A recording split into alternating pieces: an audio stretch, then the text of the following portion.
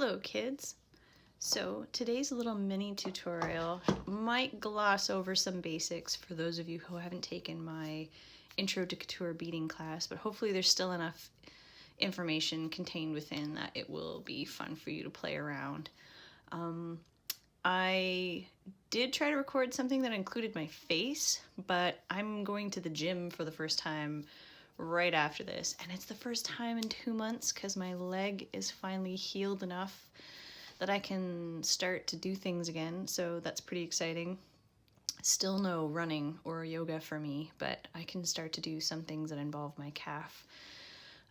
So yeah, I didn't want to put on makeup just to do a video and then go to the gym and have makeup on because that's not really good for skin. So anyway, let's get started.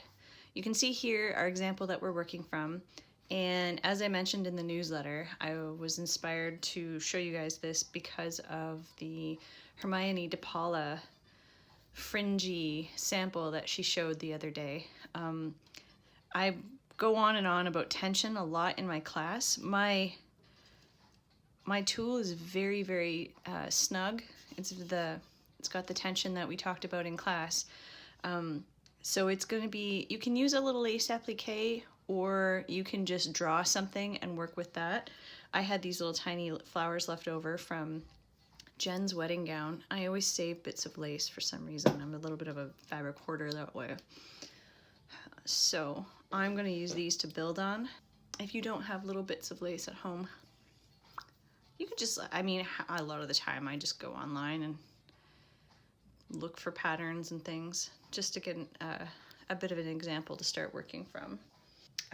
That's a tutorial for the future actually, how I come up with the designs that I use my beading for.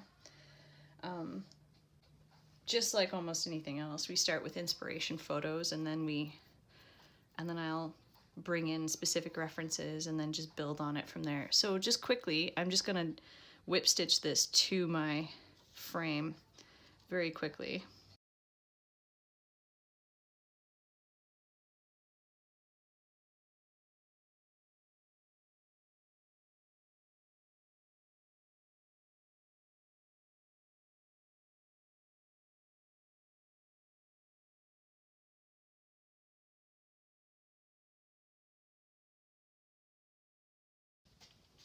And I chose the palette for today to honor Mermaid. The reason I chose this lace is because you can already see it's already got a bit of pattern inside to guide me. You can use a printed fabric, you could use a piece of lace, you could just make it up as you go along. Mostly, it doesn't even have to be a flower. I'm just showing you how it's a lesson in tension really to get that like kind of texture and that movement from these pieces that example from Hermione de Paula was such a pretty one of. I mean, it might not appeal to you. Some people like their beading to be nice and snug and not have that movement. But this is specifically about how to create that movement. So what I do, this is the big trick. I mean, you can follow along for the whole thing, but the big secret on this is just using slightly more beads than you would need to cover the space. So like this part, this more opaque part here, that would be what I'm covering. And so ordinarily I would only need maybe like 3 or 4 beads for that, but I'm gonna go ahead and use 5. And then that's where you're gonna see, that's how it bubbles up. Some people could even go further and bead along this and then bead over top of it. I showed an example of that in the workshop last week. But for this particular example, we're just doing it by having the slack tension on our thread with our extra beads there, which is why the tension of your actual fabric is so important, so that it holds everything together once you take it off the frame.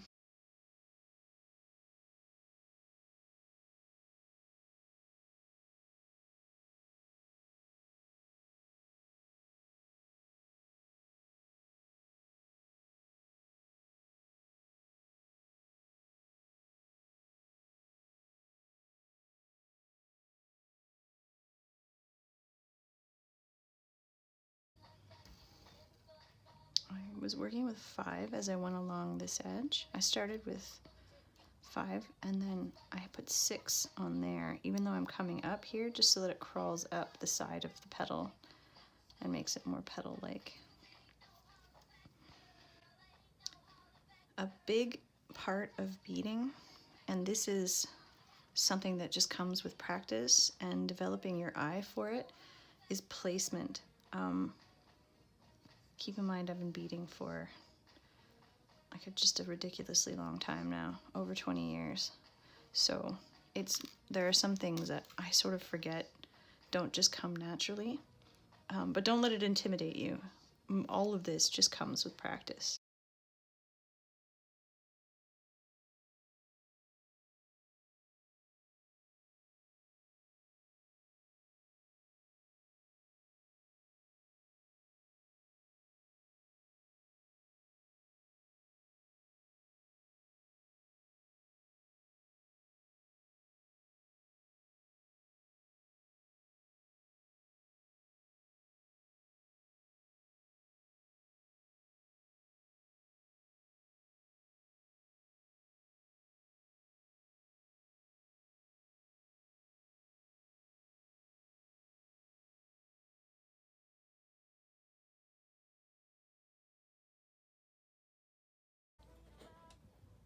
Okay.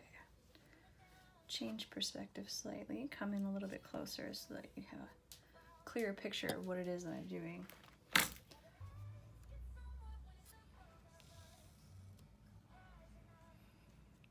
just gonna put a few of these spread out.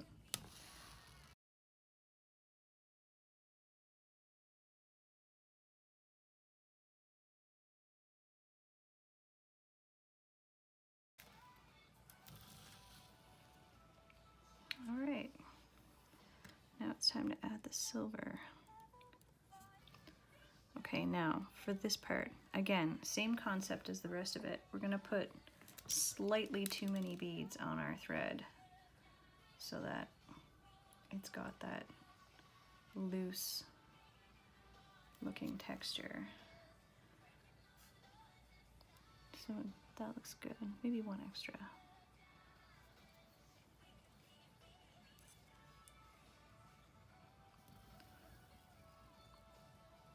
See, it just fills in that gap with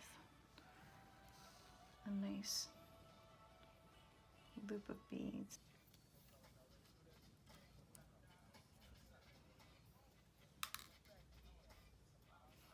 And getting right down into under there, like having those like little weaving in and outs and the overlaps, that totally adds to the cool texture that we're going for.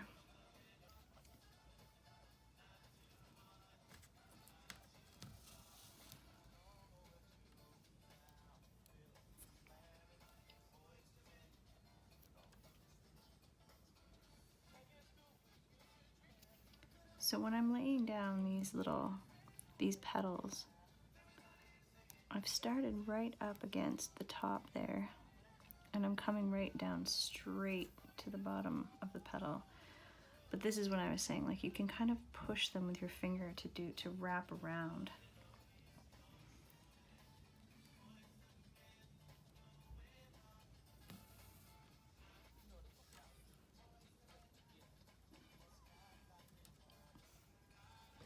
Get right down in there. See, you can totally see our flower petals starting to come together. The way that I'm working with these ones too is starting in the middle around our little lines there and then working my way out on either side. That may not have been obvious up until this point, but as they get bigger, you'll see.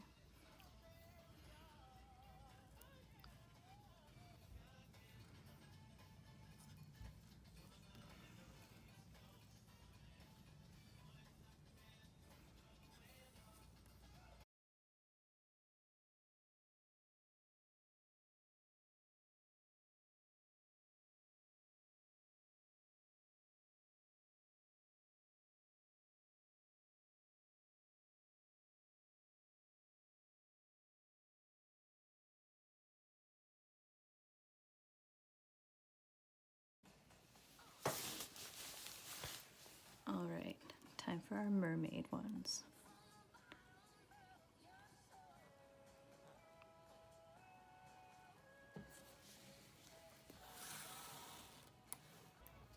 and I'm open to feedback. I'm aware that these are not like perfectly filmed yet. I promise you I will get better, but a faster way for me to get better is if you guys have any particular suggestions for what would make this better or more helpful for you, because honestly, like, that's the entire point of this, is to make it helpful for you. I won't be offended. Unless, you know, you tell me that I have like a terrible voice or something like that. That I can't do anything to fix. But general stuff, I'm happy to hear suggestions. Oh, sorry, that shadow underneath us, that's Ping Pong. Yes, say hello to everyone. Surprising she hasn't shown up before now. Drifting under like a little whale. This process is exactly the same as we did with the petals. Yeah, you weren't here for that, Ping. You can't say. I'm coming out on the side here. And just curling them around and then under.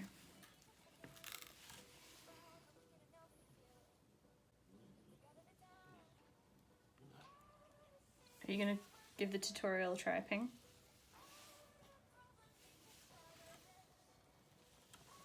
She doesn't love beading, mostly because it takes time away from petting her. She's not a big fan of anything that doesn't revolve around her, as those who have met her can attest.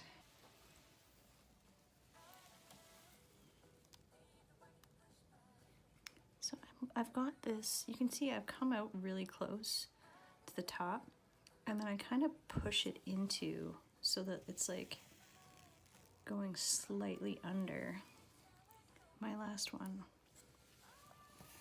Again, we want that loose texture.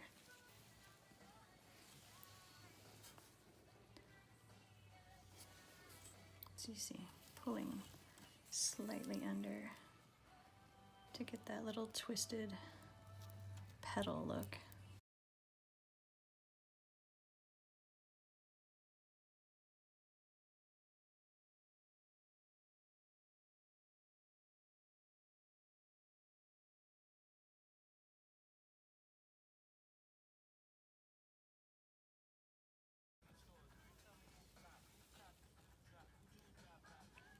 I'm going to try to maintain this curve of this petal.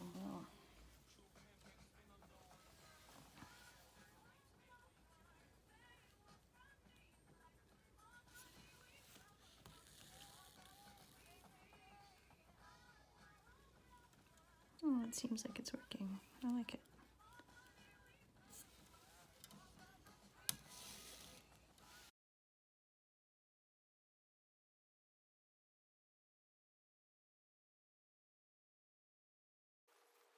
Going in there.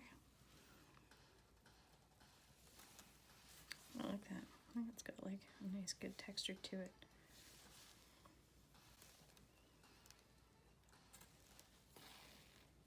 And then we just do the exact same thing along the top.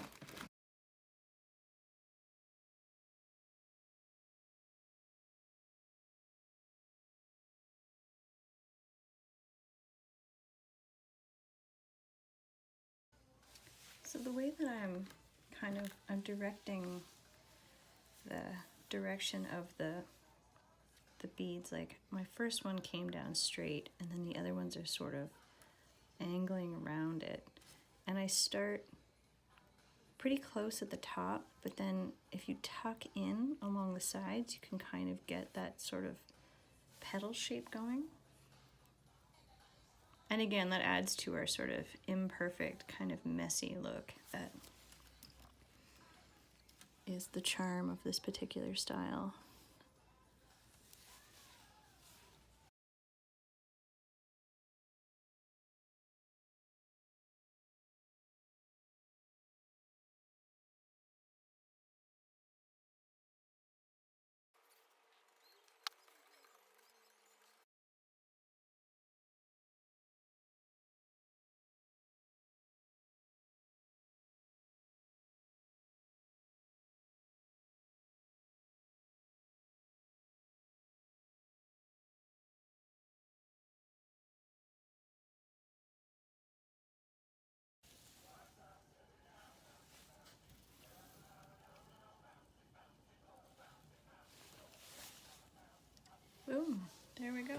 have all of our petals done.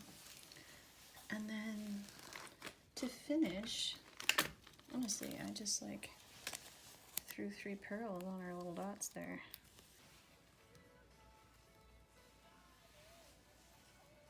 I'll incorporate those in a different part of it.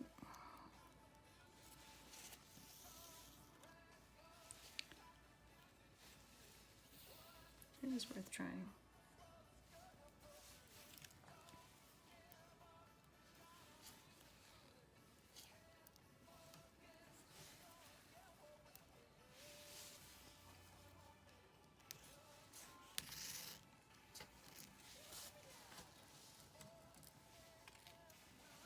All right, there we go, all done.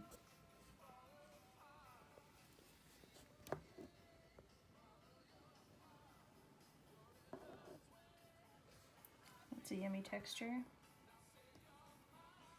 lots of movement.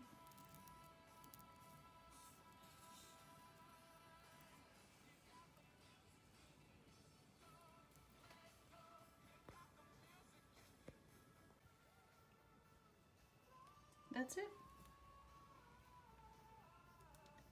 Let me know whatever questions you have. I hope it was clear. And thanks for following along.